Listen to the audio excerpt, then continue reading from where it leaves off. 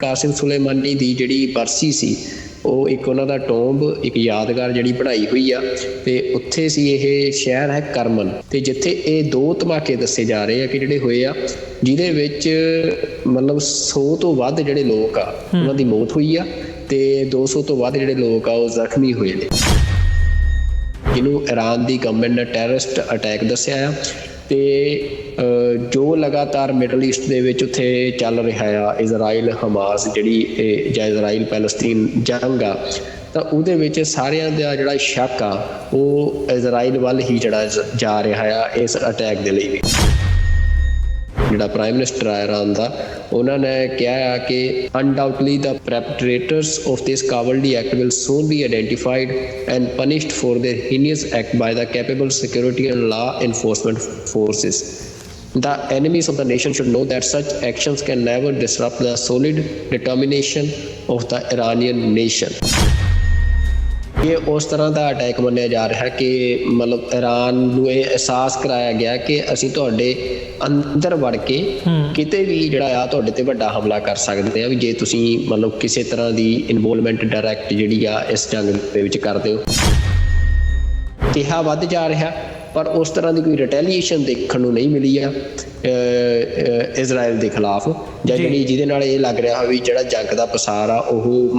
Multiple ਫਰੰਟਸ ਤੇ ਹੋ ਸਕਦਾ ਆ। ਸਮੁੰਦਰ ਦੇ ਰਾਹੀਂ ਜਿਹੜਾ ਵਪਾਰ ਹੁੰਦਾ ਆ ਪੂਰਬ ਤੇ ਪੱਛਮ ਦੇ ਵਿਚਾਲੇ, ਈਸਟ ਤੇ ਵੈਸਟ ਦੇ ਵਿਚਾਲੇ, ਖਾਸ ਤੌਰ ਤੇ ਤੇਲ ਦੀ ਜਿਹੜੀ ਆਵਾਜਾਈ ਆ ਤੇ ਉਹ ਸਾਰਾ ਲਗਭਗ ਰੈੱਡ ਸੀ ਦੇ ਰਾਹੀਂ ਹੁੰਦਾ ਆ। ਤੇ ਉਹਦੇ ਵਿੱਚ ਜਿਹੜਾ ਯਮਨ ਦੇ ਵਿੱਚ ਜਿਹੜੇ ਹੌਥੀ ਰੈਬਲ ਆ ਉਹਨਾਂ ਦੇ ਹਮਲੇ ਲਗਾਤਾਰ ਜਿਹੜੇ ਉੱਥੋਂ ਸਮੁੰਦਰੀ ਜਹਾਜ਼ ਸਮਾਨ ਲੈ ਕੇ ਲੰਘਦੇ ਆ ਉਹਨਾਂ ਦੇ ਉੱਤੇ ਵਧੇ ਆ। ਜੇ ਹੌਥੀ ਜਿਹੜੇ ਆ ਉਹ ਇਸੇ ਤਰ੍ਹਾਂ ਦੇ ਹਮਲੇ ਉੱਥੇ ਜਾਰੀ ਰੱਖਣਗੇ ਤਾਂ US ਤੇ ਉਹਦੇ ਜਿਹੜੇ ਅਲਾਈਜ਼ ਨੇ ਉਹ ਡਾਇਰੈਕਟਲੀ ਇੰਟਰਵੀਨ ਕਰ ਸਕਦੇ ਆ ਇਸ ਖਿੱਤੇ ਦੇ ਵਿੱਚ।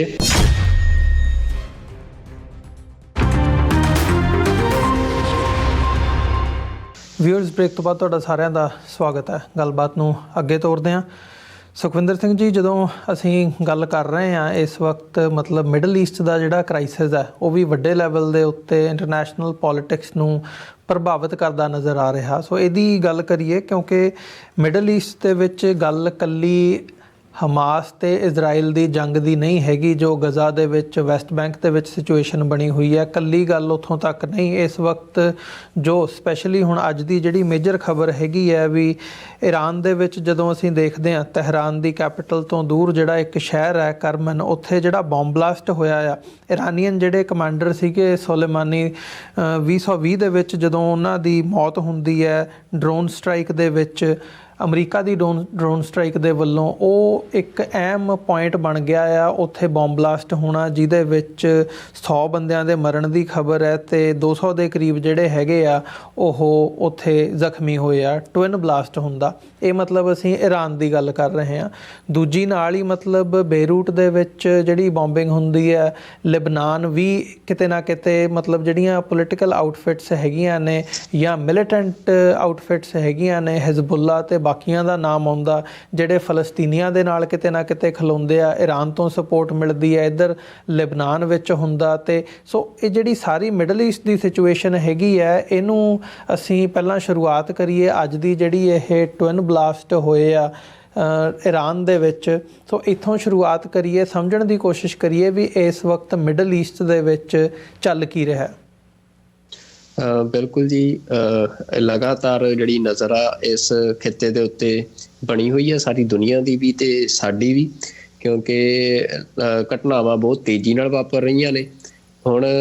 ਹਜੇ ਕੱਲ੍ਹ ਹੀ ਅਸੀਂ ਡਿਸਕਸ ਕਰਕੇ ਹਟੇ ਹਾਂ ਕਿ ਕਿਵੇਂ ਜਿਹੜਾ ਇੱਕ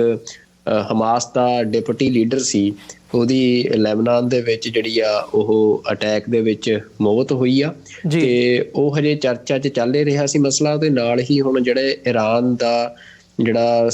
ਜਨਰਲ ਸੁਲੇਮਾਨੀ ਆ ਤੇ ਉਹ ਜਿਹੜਾ 2020 ਦੇ ਵਿੱਚ ਤੁਸੀਂ ਦੱਸਿਆ ਕਿ US ਦਾ ਜਿਹੜਾ ਅਟੈਕ ਸੀ ਉਹਦੇ ਵਿੱਚ ਡਰੋਨ ਅਟੈਕ ਦੇ ਵਿੱਚ ਉਹਨਾਂ ਦੀ ਮੌਤ ਹੋਈ ਸੀ। ਤੇ ਹੁਣ ਉਹਨਾਂ ਦੇ ਕਾਸਿਮ ਸੁਲੇਮਾਨੀ ਦੀ ਜਿਹੜੀ ਬਰਸੀ ਸੀ ਉਹ ਇੱਕ ਉਹਨਾਂ ਦਾ ਟੋਂਬ ਇੱਕ ਯਾਦਗਾਰ ਜਿਹੜੀ ਬਣਾਈ ਹੋਈ ਆ ਤੇ ਉੱਥੇ ਸੀ। ਇਹ ਸ਼ਹਿਰ ਹੈ ਕਰਮਨ ਸ਼ਹਿਰ, ਜਿਹੜਾ ਕਿ 820 ਕਿਲੋਮੀਟਰ ਈਰਾਨ ਦੀ ਰਾਜਧਾਨੀ ਤਹਿਰਾਨ ਆ ਉਸ ਤੋਂ 820 ਕਿਲੋਮੀਟਰ ਦੂਰ ਆ ਤੇ ਉੱਥੇ ਜਿਹੜਾ ਇਹ ਪ੍ਰੋਗਰਾਮ ਚੱਲ ਰਿਹਾ ਸੀ, ਬਰਸੀ ਦਾ ਪ੍ਰੋਗਰਾਮ ਸੀ, ਸਾਲਾਨਾ ਬਰਸੀ ਦਾ, ਤੇ ਜਿੱਥੇ ਇਹ 2 ਧਮਾਕੇ ਦੱਸੇ ਜਾ ਰਹੇ ਆ ਕਿ ਜਿਹੜੇ ਹੋਏ ਆ, ਜਿਹਦੇ ਵਿੱਚ ਮਤਲਬ 100 ਤੋਂ ਵੱਧ ਜਿਹੜੇ ਲੋਕ ਆ ਉਹਨਾਂ ਦੀ ਮੌਤ ਹੋਈ ਆ ਤੇ 200 ਤੋਂ ਵੱਧ ਜਿਹੜੇ ਲੋਕ ਆ ਉਹ ਜ਼ਖਮੀ ਹੋਏ ਨੇ। ਵੀ ਇਹ ਵੱਡੇ ਪੱਧਰ ਦਾ ਅਟੈਕ ਆ ਜਿਹਨੂੰ ਇਰਾਨ ਦੀ ਗਵਰਨਮੈਂਟ ਨੇ ਟੈਰਰਿਸਟ ਅਟੈਕ ਦੱਸਿਆ ਆ। ਤੇ ਜੋ ਲਗਾਤਾਰ ਮਿਡਲ ਈਸਟ ਦੇ ਵਿੱਚ ਉੱਥੇ ਚੱਲ ਰਿਹਾ ਆ ਇਜ਼ਰਾਈਲ ਹਮਾਸ ਜਿਹੜੀ ਜਾਂ ਇਜ਼ਰਾਈਲ ਪੈਲਸਤੀਨ ਜੰਗ ਆ,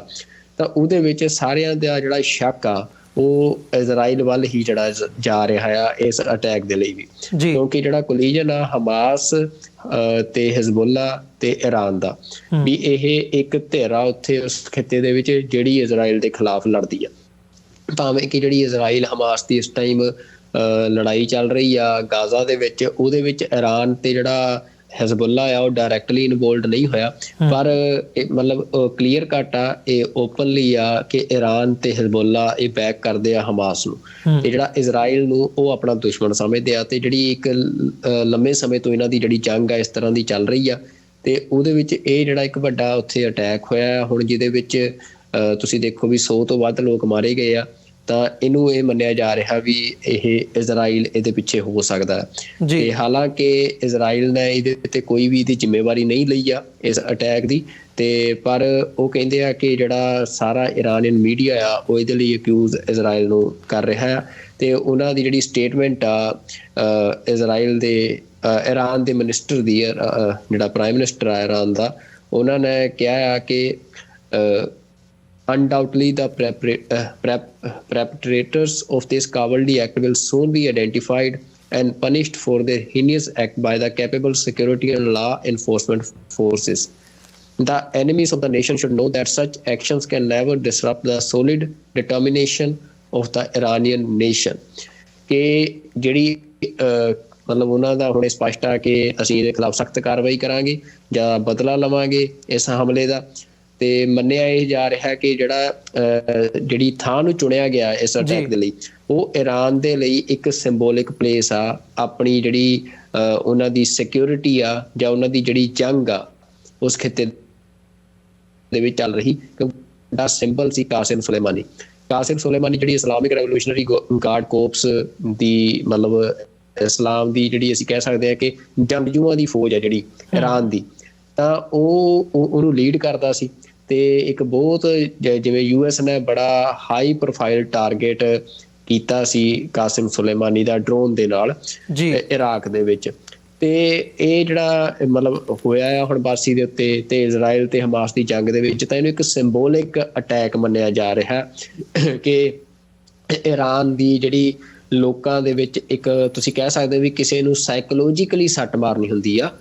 ਵੀ ਇਹ ਉਸ ਤਰ੍ਹਾਂ ਦਾ ਅਟੈਕ ਮੰਨਿਆ ਜਾ ਰਿਹਾ ਕਿ ਮਤਲਬ ਇਰਾਨ ਨੂੰ ਇਹ ਅਹਿਸਾਸ ਕਰਾਇਆ ਗਿਆ ਕਿ ਅਸੀਂ ਤੁਹਾਡੇ ਅੰਦਰ ਵੜ ਕੇ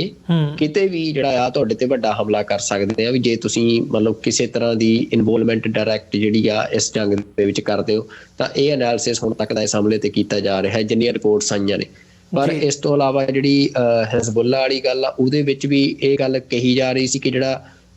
ਮਤਲਬ ਲੈਬਨਾਨ ਦੇ ਵਿੱਚ ਅਟੈਕ ਹੋਇਆ ਜਿੱਥੇ ਹਮਾਸ ਦਾ ਇੱਕ ਡਿਪਟੀ ਲੀਡਰ ਮਾਰਿਆ ਗਿਆ, ਵੀ ਉਸ ਤੋਂ ਬਾਅਦ ਇਹ ਹੋ ਸਕਦਾ ਕਿ ਜਿਹੜੀ ਜੰਗ ਆ ਉਹ ਕੁਛ ਵੱਡਾ ਪਸਾਰ ਲੈ ਜੇ। ਤਾਂ ਉਹਦੇ 'ਚ ਵੀ ਜਿਹੜਾ ਇੱਕ ਗੁੱਸੇ ਦੀ ਭਾਵਨਾ ਹੀ ਹਜੇ ਤੱਕ ਸਾਹਮਣੇ ਆਈ ਆ। ਹਿਜ਼ਬੁੱਲਾ ਨੇ ਵੀ ਧਮਕੀਆਂ ਦਿੱਤੀਆਂ ਨੇ। ਜਿਹੜਾ ਹਿਜ਼ਬੁੱਲਾ ਲੀਡਰ ਆ ਹਸਨ ਨਸਰੱਲਾ, ਉਹਨਾਂ ਦਾ ਕਹਿਣਾ ਹੈ, ਜਿਹੜੀ ਉਹਨਾਂ ਦੀ ਸਟੇਟਮੈਂਟ ਲੱਗੀ ਹੈ ਕਿ Lebanese group is not afraid of war but avoided any declaration that his forces would escalate attacks against Israel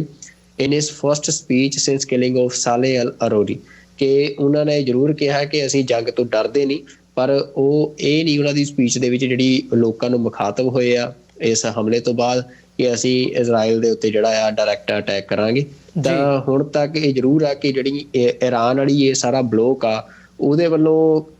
ਅਸੀਂ ਕਹਿ ਸਕਦੇ ਹਾਂ ਕਿ ਕਿਹਾ ਵੱਧ ਜਾ ਰਿਹਾ, ਪਰ ਉਸ ਤਰ੍ਹਾਂ ਦੀ ਕੋਈ ਰਿਟੈਲੀਏਸ਼ਨ ਦੇਖਣ ਨੂੰ ਨਹੀਂ ਮਿਲੀ ਆ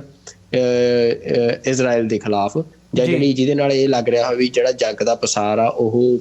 ਮਲਟੀਪਲ ਫਰੰਟਸ ਤੇ ਹੋ ਸਕਦਾ ਆ। ਜਿਹੜੀ ਇਸ ਤੋਂ ਇਲਾਵਾ ਇਸ ਖਿੱਤੇ ਦੇ ਵਿੱਚ ਹੋਰ ਜਿਹਦੇ ਬਾਰੇ ਅੱਜ ਖਬਰ ਸਾਹਮਣੇ ਆਈ ਆ ਕਿ ਜਿਹੜਾ ਰੈੱਡ ਸੀ ਆ, ਜਿਹੜਾ ਕਿ ਟ੍ਰੇਡ ਰੂਟ ਆ, ਇੰਪੋਰਟੈਂਟ ਟ੍ਰੇਡ ਰੂਟ ਆ, ਸਮੁੰਦਰ ਦੇ ਰਾਹੀਂ ਜਿਹੜਾ ਵਪਾਰ ਹੁੰਦਾ ਆ ਪੂਰਬ ਤੇ ਪੱਛਮ ਦੇ ਵਿਚਾਲੇ, ਈਸਟ ਤੇ ਵੈਸਟ ਦੇ ਵਿਚਾਲੇ, ਖਾਸ ਤੌਰ ਤੇ ਤੇਲ ਦੀ ਜਿਹੜੀ ਆਵਾਜਾਈ ਆ ਤੇ ਉਹ ਸਾਰਾ ਲਗਭਗ ਰੈੱਡ ਸੀ ਦੇ ਰਾਹੀਂ ਹੁੰਦਾ ਆ। ਤੇ ਉਹਦੇ ਵਿੱਚ ਜਿਹੜਾ ਯਮਨ ਦੇ ਵਿੱਚ ਜਿਹੜੇ ਹੌਥੀ ਰੈਬਲ ਆ ਉਹਨਾਂ ਦੇ ਹਮਲੇ ਲਗਾਤਾਰ ਜਿਹੜੇ ਉੱਥੋਂ ਸਮੁੰਦਰੀ ਜਹਾਜ਼ ਸਮਾਨ ਲੈ ਕੇ ਲੰਘਦੇ ਆ ਉਹਨਾਂ ਦੇ ਉੱਤੇ ਵਧੇ ਆ, ਜਿਨ੍ਹਾਂ ਦਾ ਸੰਬੰਧ ਖਾਸ ਤੌਰ ਤੇ ਇਜ਼ਰਾਈਲ ਨੂੰ ਸਮਰਥਨ ਕਰਨ ਵਾਲੇ ਮੁਲਕਾਂ ਦੇ ਨਾਲ ਜਾਂ ਫਿਰ ਇਜ਼ਰਾਈਲ ਦੇ ਨਾਲ ਹੁੰਦਾ। ਜਿਵੇਂ ਭਾਰਤ ਦੇ ਵੀ ਜਿਹੜੇ ਕੁਛ ਜਿਹੜੇ ਹੈਗੇ ਸੀ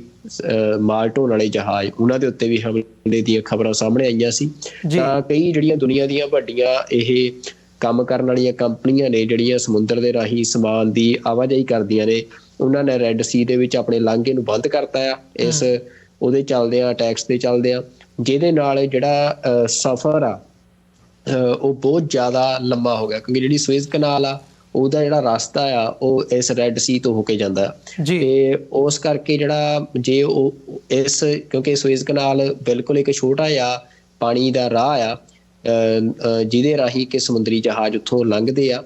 ਜੇ ਉਹ ਰਾਹ ਬੰਦ ਹੋ ਜੇ ਤਾਂ ਫਿਰ ਇੱਕ ਬਹੁਤ ਲੰਮਾ ਗੇੜ ਪੈਂਦਾ ਆ ਪੂਰਬ ਤੋਂ ਪੱਛਮ ਦੇ ਸਮੁੰਦਰੀ ਵਪਾਰ ਦਾ, ਜਿਹਦੇ ਨਾਲ ਕਿ ਜਿਹੜਾ ਖਰਚਾ ਵੀ ਵੱਧਦਾ ਆ ਤੇ ਸਮਾਂ ਵੀ ਜਿਹੜਾ ਆ ਸਮਾਨ ਦੀ ਆਵਾਜਾਈ ਤੇ ਵੱਧ ਲੱਗਦਾ। ਤੇ ਇਹ ਜਿਹੜਾ ਦੁਨੀਆ ਦਾ ਇੰਟਰਨੈਸ਼ਨਲ ਟ੍ਰੇਡ ਆ ਉਹਦੇ ਤੇ ਇੱਕ ਬਹੁਤ ਵੱਡਾ ਇਹਨੂੰ ਅਟੈਕ ਮੰਨਿਆ ਜਾ ਰਿਹਾ। ਪਰ ਇਹ ਕਹਿੰਦੇ ਹੁੰਦੇ ਆ ਵੀ ਕੋਈ ਜਿਹੜੀ ਇੱਕ ਸਾਹ ਨਾਲੀ ਹੁੰਦੀ ਆ ਮਤਲਬ ਕਿਸੇ ਧਿਰ ਦੀ, ਉਹ ਕਈ ਵਾਰ ਇੱਕ ਛੋਟੀ ਧਿਰ ਦੇ ਹੱਥ 'ਚ ਆ ਜਾਂਦੀ ਆ। ਤਾਂ ਯਮਨ ਦੇ ਵਿੱਚ ਜਿਹੜੇ ਹੌਥੀ ਇਹ ਬਾਗੀ ਨੇ ਉਹਨਾਂ ਦੇ ਕੋਲ ਇਹ ਇੱਕ ਬਹੁਤ ਸਟਰੋਂਗ ਹੋਲਡ ਆ ਉਹਨਾਂ ਦਾ ਇਸ ਰੈੱਡ ਸੀ ਦੇ ਇਸ ਲਾਂਘੇ ਦੇ ਉੱਤੇ। ਤਾਂ ਉਹ ਉੱਥੋਂ ਹੁਣ ਕਹਿ ਰਹੇ ਆ ਕਿ ਮਤਲਬ ਕੋਈ ਵੀ ਜਿਹੜਾ ਸਮੁੰਦਰੀ ਜਹਾਜ਼ ਇਸ ਤਰ੍ਹਾਂ ਦਾ ਹੁੰਦਾ ਉਹਨੂੰ ਉੱਥੇ ਉਹ ਸੁੱਕਾ ਨਹੀਂ ਲੰਘਣ ਦਿੰਦੇ ਆ, ਜਿਹਦੇ ਚੱਲਦੇ ਆ ਵਪਾਰ ਦਾ ਰਾਹ ਬੰਦ ਹੋ ਰਿਹਾ। ਤੇ ਕੈਨੇਡਾ, US ਤੇ UK ਤੇ ਹੋਰ ਜਿਹੜੇ ਇਹਨਾਂ ਦੇ ਅਲਾਈਡ ਮੁਲਕ ਨੇ ਉਹਨਾਂ ਨੇ ਇੱਕ ਸਾਂਝੀ ਸਟੇਟਮੈਂਟ ਰਿਲੀਜ਼ ਕੀਤੀ ਆ, ਜਿਹਦੇ ਵਿੱਚ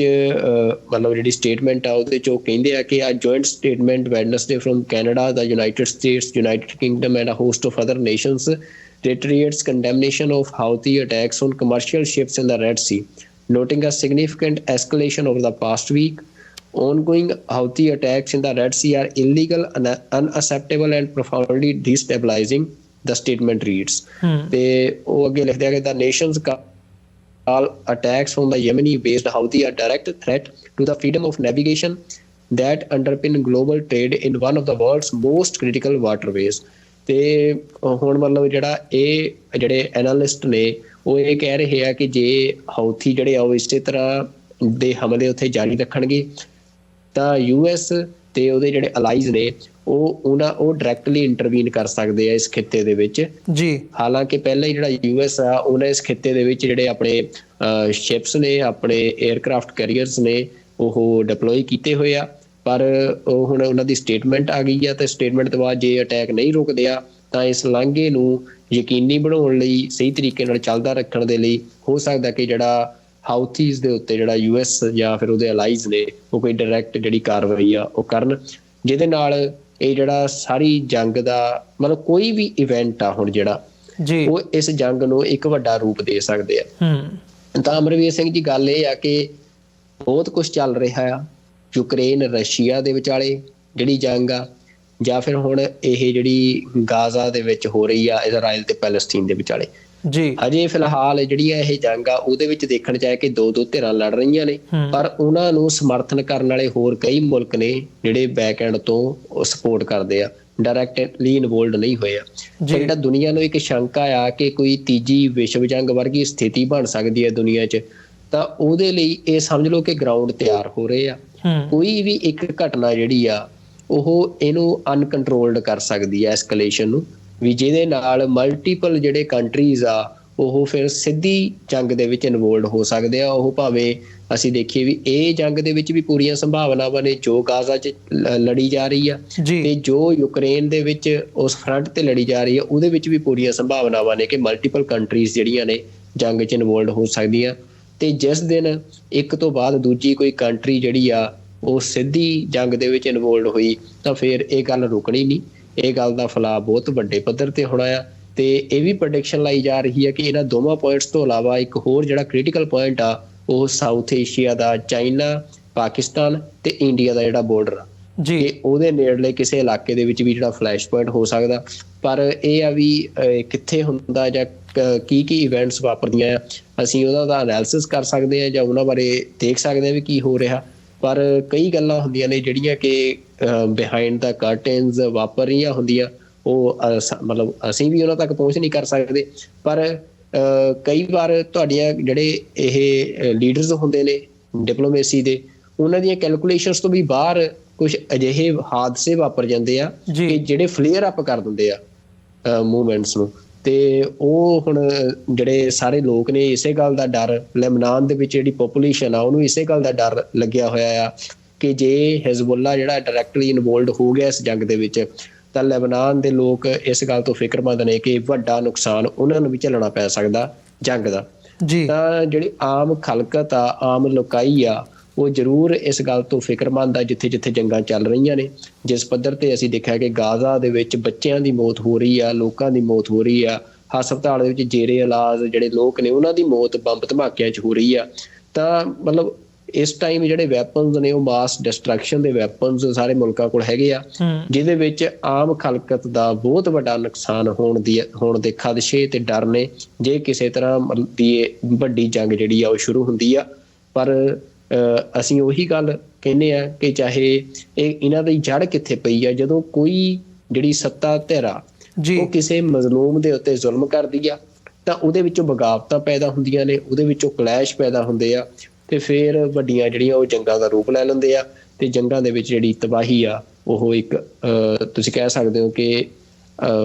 ਮਤਲਬ ਇੱਕ ਕੋੜਾ ਸੱਚ ਆ ਜੋ ਵਾਪਰਨਾ ਹੀ ਹੁੰਦਾ। ਬਿਲਕੁਲ, ਇਹ ਇੱਕ ਦੇਖਣ ਵਾਲੀ ਗੱਲ ਹੈ। ਅਰਦਾਸ ਇਹੀ ਹੈ, ਹੋਪ ਵੀ ਤੇ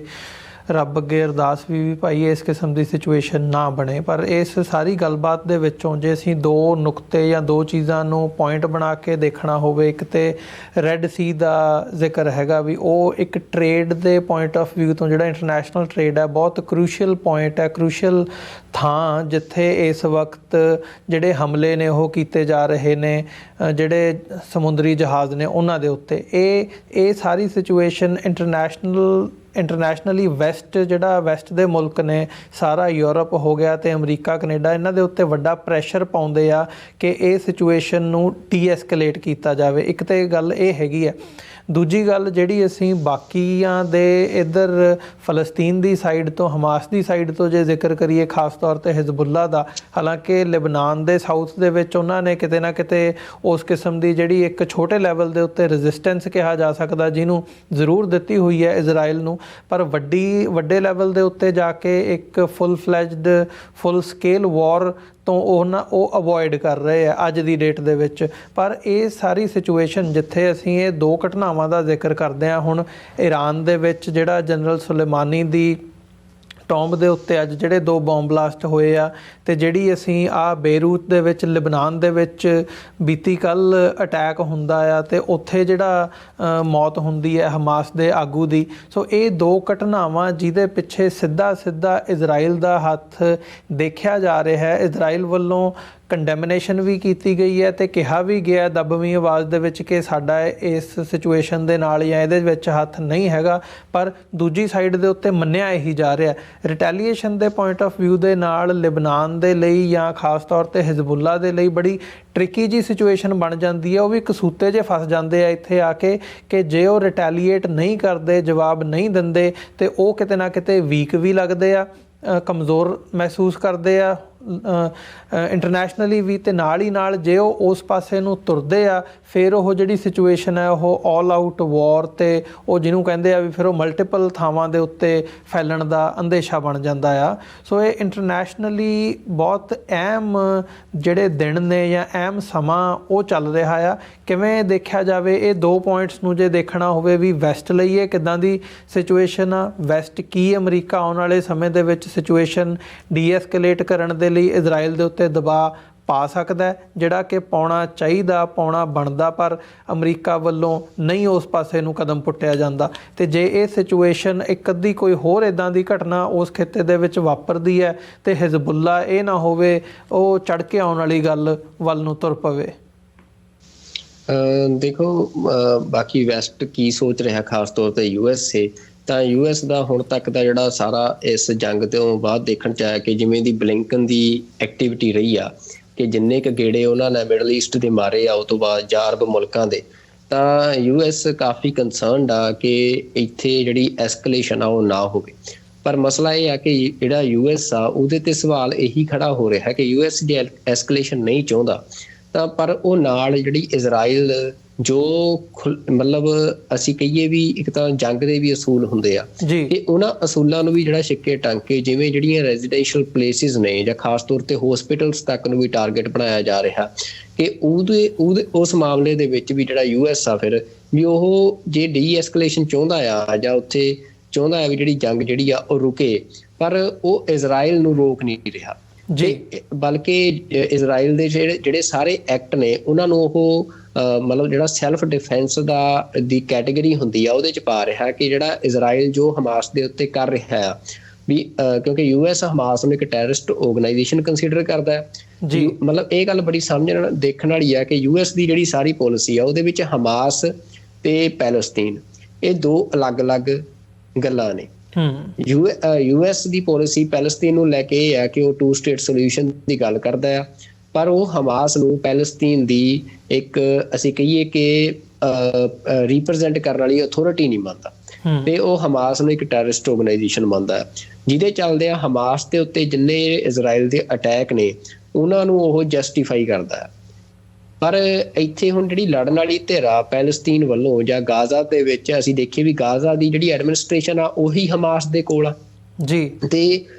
ਜਿਹੜੇ ਉੱਥੇ ਲੋਕ ਰਹਿੰਦੇ ਆ ਹੁਣ ਉਹਨਾਂ ਨੂੰ ਰਿਪਰੈਜ਼ੈਂਟ ਹਮਾਸ ਕਰ ਰਹੀ ਆ, ਤੇ ਉਹਦੇ ਵਿੱਚ ਜਦੋਂ ਹੁਣ ਹਮਾਸ ਦਾ ਗੜ ਉੱਥੇ ਆ ਤੇ ਜਿਹੜਾ ਇਜ਼ਰਾਈਲ ਜਿਹੜੇ ਵੈਪਨਸ ਯੂਜ਼ ਕਰ ਰਿਹਾ ਉਹਦੇ ਵਿੱਚ ਹਮਾਸ ਮਤਲਬ ਕੋਈ ਸਪੈਸੀਫਿਕ ਟਾਰਗੇਟ ਨਹੀਂ ਹੈਗਾ, ਉਹਦੇ ਵਿੱਚ ਜਿਹੜੀ ਨੋਰਮਲ ਪੋਪੂਲੇਸ਼ਨ ਆ ਉੱਥੋਂ ਦੀ ਆਮ ਲੋਕ ਨੇ ਉਹ ਉਹਦੇ ਵੱਡੇ ਪੱਧਰ ਤੇ ਟਾਰਗੇਟ ਹੋ ਰਹੇ ਆ। ਤਾਂ USA ਦਾ ਇਸ ਮਾਮਲੇ 'ਚ ਫੇਲੀਅਰ ਨਜ਼ਰ ਆਇਆ ਆ ਸਾਰੀ ਇਸ ਜੰਗ ਦੇ ਵਿੱਚ, ਕਿ USA ਜਿਹੜਾ ਆ ਉਹ ਕਲੀਅਰ ਨਹੀਂ ਕਰ ਪਾਇਆ ਕਿ ਜਿਹੜੀ ਸਿਕਿਉਰਿਟੀ ਆ ਜਾਂ ਜਿਹੜੀ ਪ੍ਰੋਟੈਕਸ਼ਨ ਆ ਆਮ ਸਿਵਿਲੀਅਨਸ ਦੀ ਉਹ ਇਸ ਜੰਗ ਦੇ ਵਿੱਚ ਮਤਲਬ ਉਹਨੂੰ ਅਸੀਂ ਕਹਿ ਸਕਦੇ ਆ ਵੀ ਉਹ ਤਾਂ ਹੋਈ ਨਹੀਂ ਜੀ, ਇਨਸ਼ੋਰ ਨਹੀਂ ਕਰ ਸਕੇ। ਇਜ਼ਰਾਈਲ ਦੀ ਸਪੋਰਟ ਸੀ, ਜਿਵੇਂ ਦੇ ਵੈਪਨਸ ਉਹ ਇਜ਼ਰਾਈਲ ਨੂੰ ਦਿੰਦਾ ਆ ਜਾਂ ਜਿਵੇਂ ਦਾ ਉਹਦਾ ਸਾਰਾ ਅਸੀਂ ਕਹੀਏ ਵੀ ਇਜ਼ਰਾਈਲ ਦਾ ਜਿੰਨਾ ਡਿਫੈਂਸ ਸਟਰਕਚਰ ਆ ਉਹਦੇ 'ਚ ਵੱਡਾ ਹਿੱਸਾ US ਦਾ, ਤੇ ਪਰ US ਦੀ ਇਹ ਅਕਾਊਂਟੇਬਿਲਿਟੀ ਬਣਦੀ ਸੀ ਕਿ as a super power, as a ਵੱਡੀ ਕੰਟਰੀ ਜਿਹੜੀ ਆ ਦੁਨੀਆ ਦੀ, ਕਿ ਉਹ ਉੱਥੇ ਜਿਹੜੇ ਆਮ ਸਿਵਿਲੀਅਨਸ ਆ ਉਹਨਾਂ ਦੀ ਪ੍ਰੋਟੈਕਸ਼ਨ ਨੂੰ ਯਕੀਨੀ ਬਣਾਉਂਦਾ, ਪਰ ਉਹ ਕਰਨ ਦੇ ਵਿੱਚ US ਫੇਲ ਰਿਹਾ। ਤੇ ਹੁਣ ਵੀ ਜਿਹੜਾ ਮਤਲਬ ਸਾਰੀਆਂ ਸਟੇਟਮੈਂਟਸ ਨੇ US ਦੀਆਂ ਉਹ ਇਸੇ ਲਾਈਨ ਦੇ ਉੱਤੇ ਆ ਕਿ ਹਮਾਸ ਦੇ ਉੱਤੇ ਜਿਹੜੇ ਇਜ਼ਰਾਈਲ ਦੇ ਅਟੈਕ ਨੇ ਉਹ ਜਸਟੀਫਾਈਡ ਨੇ, ਤੇ ਇਹਦੇ ਵਿੱਚ ਜਿਹੜੀ ਫਿਰ ਹੁਣ ਅਗਲੀ ਗੱਲ ਆਉਂਦੀ ਆ ਕਿ ਡੀ ਐਸਕਲੇਸ਼ਨ ਫਿਰ ਕਿਵੇਂ ਹੋਵੇ, ਤਾਂ ਡੀ ਐਸਕਲੇਸ਼ਨ ਫਿਰ ਜਿਹੜੀ ਇਜ਼ਰਾਈਲ ਦੀ ਲਾਈਨ ਆ ਉਹ ਤਾਂ ਇਹੀ ਆ ਵੀ ਅਸੀਂ ਕੰਪਲੀਟ ਡਿਸਟਰਕਸ਼ਨ ਕਰਾਂਗੇ, ਤੇ ਕੰਪਲੀਟ ਡਿਸਟਰਕਸ਼ਨ ਕਰਕੇ ਹੀ ਅਸੀਂ ਇਹਨੂੰ ਖਤਮ ਕਰਾਂਗੇ। ਤਾਂ ਹੁਣ ਉਹ ਕੰਪਲੀਟ ਡਿਸਟਰਕਸ਼ਨ ਦੇ ਰਾਹ ਦੇ ਵਿੱਚ ਵੀ ਹਿਜ਼ਬੁੱਲਾ ਕਿੰਨੀ ਦੇਰ ਤੱਕ ਬਾਹਰ ਰਹਿੰਦਾ ਆ, ਇਰਾਨ ਕਿੰਨੀ ਦੇਰ ਤੱਕ ਬਾਹਰ ਰਹਿੰਦਾ, ਇਹ ਵੱਡਾ ਸਵਾਲ ਆ। ਤੇ ਉਹ ਜੇ ਤਾਂ ਹੁਣ ਕੰਪਲੀਟ ਡਿਸਟਰਕਸ਼ਨ ਤੱਕ ਬਾਹਰ ਰਹਿੰਦੇ ਆ ਤਾਂ ਜਿਹੜੇ ਗਾਜ਼ਾ ਦੇ ਲੋਕ ਨੇ ਉਹ ਪੂਰੀ ਤਰ੍ਹਾਂ ਤਬਾਹ ਹੋ ਜਾਣਗੇ, ਫਿਰ ਉਹ ਠੀਕ ਆ, ਫਿਰ ਮਸਲਾ ਹੱਲ ਆ, ਡੀ ਐਸਕਲੇਸ਼ਨ ਹੋਊਗੀ। ਪਰ ਜੇ ਉਸ ਤੋਂ ਪਹਿਲਾਂ ਉਹ ਇਨਵੋਲਵ ਹੁੰਦੇ ਆ ਤੇ ਫਿਰ ਇਹ ਜਿਹੜੀ ਜੰਗ ਆ ਇਹਦਾ ਪਸਾਰ ਵੱਡਾ ਹੋ ਸਕਦਾ, ਤੇ ਇਹਦੀਆਂ ਜਿਹੜੀਆਂ ਹੋਰ ਫਰਦਰ ਇੰਪਲੀਕੇਸ਼ਨਸ ਨੇ ਮਿਡਲ ਈਸਟ ਦੇ ਵਿੱਚ ਸਾਨੂੰ ਦੇਖਣ ਨੂੰ ਮਿਲ ਸਕਦੀਆਂ ਜੀ। ਬਿਲਕੁਲ, ਸੋ ਅਰਦਾਸ ਮੈਂ ਦੁਬਾਰਾ ਰਿਪੀਟ ਕਰਦੇ ਹਾਂ, ਇਹੀ ਕਰਦੇ ਹਾਂ ਵੀ ਗੱਲ ਉਸ ਪਾਸੇ ਨੂੰ ਨਾ ਜਾਵੇ, ਅਮਰੀਕਾ ਪ੍ਰੀਵੇਲ ਕਰੇ ਇਜ਼ਰਾਈਲ ਦੇ ਉੱਤੇ, ਤੇ ਜਿਹੜੀ ਸੀਜ਼ ਫਾਇਰ ਦੀ ਗੱਲ ਹੈ ਯੂਨਾਈਟਿਡ ਨੇਸ਼ਨਸ ਦੇ ਲੈਵਲ ਤੇ ਇੰਟਰਨੈਸ਼ਨਲੀ ਉਹ ਚੀਜ਼ ਜਿਹੜੀ ਹੈ ਇੰਪਲੀਮੈਂਟ ਹੋ ਸਕੇ। ਸੋ ਇਹਨਾਂ ਹੀ ਸ਼ਬਦਾਂ ਦੇ ਨਾਲ ਸੁਖਵਿੰਦਰ ਸਿੰਘ ਜੀ ਛੋਟੇ ਜਿਹੇ ਕਮਰਸ਼ੀਅਲ ਬ੍ਰੇਕ ਦੇ ਲਈ ਇੱਥੇ ਰੁਕਾਂਗੇ। ਕਮਰਸ਼ੀਅਲ ਬ੍ਰੇਕ ਤੋਂ ਬਾਅਦ ਦੁਬਾਰਾ ਗੱਲਬਾਤ ਕੰਟੀਨਿਊ ਕਰਦੇ ਹਾਂ।